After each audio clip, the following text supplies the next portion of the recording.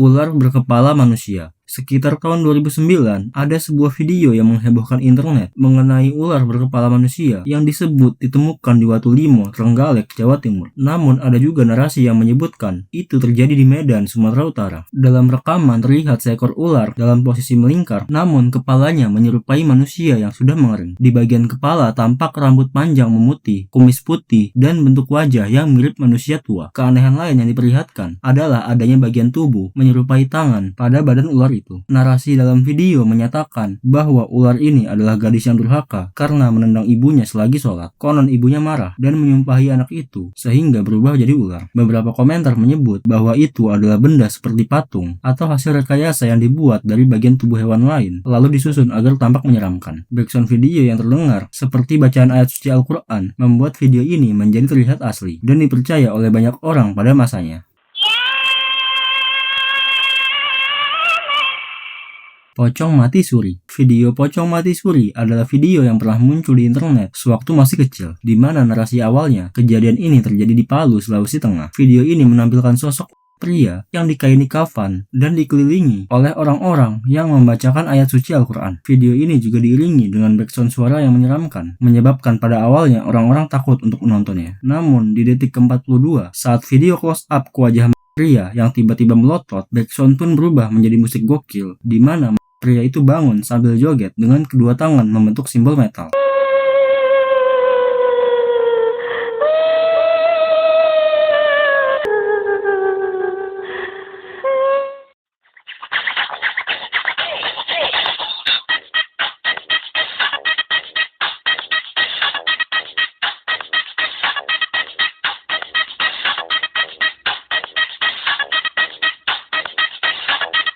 Happy Tree Friends. Happy Tree Friends adalah serial animasi web asal Amerika Kanada yang tayang sejak 2000 dan diproduksi oleh Mondo Media. Kalau melihat sekilas, kartun ini memiliki tampilan karakter yang imut, bermata besar, dengan ekspresi yang polos. Pada awal setiap episode, suasana terlihat damai, seolah-olah penonton akan menyaksikan cerita kartun pada umumnya. Namun, isi ceritanya berlawanan dengan tampilannya, di mana dalam durasi singkat, biasanya 1-5 menit, kejadian dalam kartun akan berubah menjadi kecelakaan yang digambarkan sangat eksplisit. Tokoh-tokohnya sering mengalami luka parah, anggota tubuh terpotong, tertutup, atau secara tragis akibat kesalahan sendiri atau ulah karakter lain. Kekerasan akan ditampilkan secara detail dan berulang, tetapi pada episode berikutnya, semua karakter kembali hidup tanpa penjelasan apapun. Serial ini sempat menuai kontroversi di berbagai negara karena dinilai dapat memengaruhi kondisi psikologis anak. Prank ular. Video prank ular yang dulu pernah muncul di internet ada dua. Pertama, video yang diunggah oleh channel Indra Si Anak Singkong, di mana videonya sendiri menampilkan ular dengan badan yang sangat besar, direkam dari kiri ke kanan untuk menunjukkan seberapa besar ular itu. Namun saat perekam sudah merekam sampai ke kepala ular, sang ular pun mematuk ke arah kamera yang membuat orang yang menontonnya terkejut. Lalu kedua, ada video yang tidak sejadul video pertama dengan judul Heboh Ular Masuk Tas. Video ini menampilkan ular yang cukup besar masuk ke dalam sebuah tas. Namun saat si perekam ingin membuka isi tas tersebut, tiba-tiba muncul jumpscare ular yang membuat banyak penonton kaget saat melihatnya.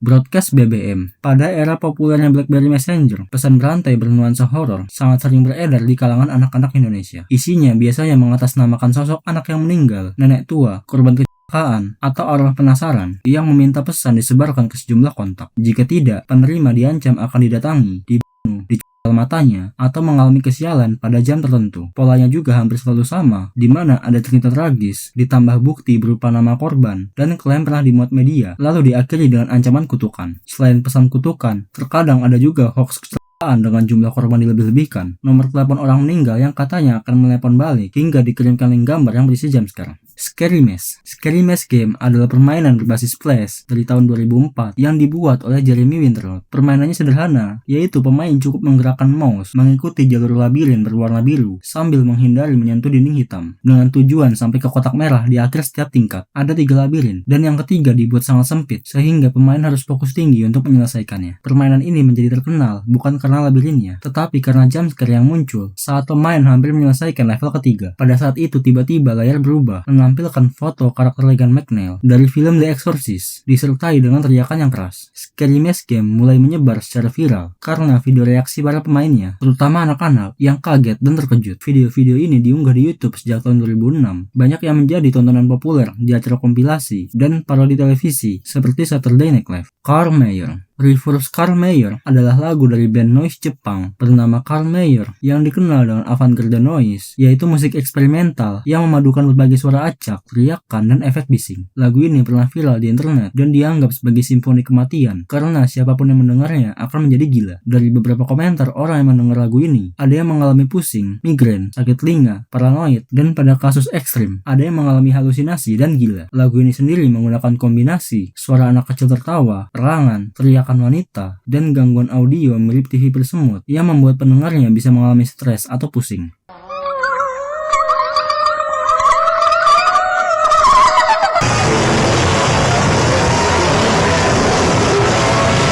Web Primbon. Website Primbon Jawa muncul sejak akhir 1999 sebagai web yang berisi ramalan jodoh, arti nama, hingga hal-hal mistis. Dulu tampilannya gelap, warna hitam, dengan konten yang sering menampilkan gambar atau video penampakan gaib yang terlihat nyata. Banyak anak dan remaja Indonesia era 2000-an mengakses situs ini di warnet untuk meramal dirinya atau melihat foto dan video penampakan. Foto dan video yang diunggah sebagian terlihat asli, ada yang sebagian dibuat-buat, tetapi semuanya terlihat menakutkan bagi mata anak-anak. Galeri penampakan menampilkan banyak sosok seperti pocong, kuntilanak, bayangan menyeramkan, atau cahaya putih misterius. Sering disertai narasi yang meyakinkan bahwa itu asli. Banyak anak yang melihatnya merasa takut luar biasa dan tidak bisa tidur. Selain itu, website ini memungkinkan pengunjung untuk mengirim foto penampakannya sendiri, sehingga kontennya bisa selalu bertambah setiap harinya. Buka botol pakai ban sepeda, video The Bike and the Battle, atau yang kadang disebut One adalah video jebakan yang beredar yang pertama kali muncul di Facebook. Pada judulnya terlihat seperti video biasa tentang seseorang membuka botol minuman menggunakan sepeda gunung. Itu adalah konteks awal yang ditampilkan ketika video mulai diputar. Namun setelah beberapa detik, video ini tiba-tiba berubah ke adegan yang sangat menjijikkan, di mana ada beberapa pria yang berhubungan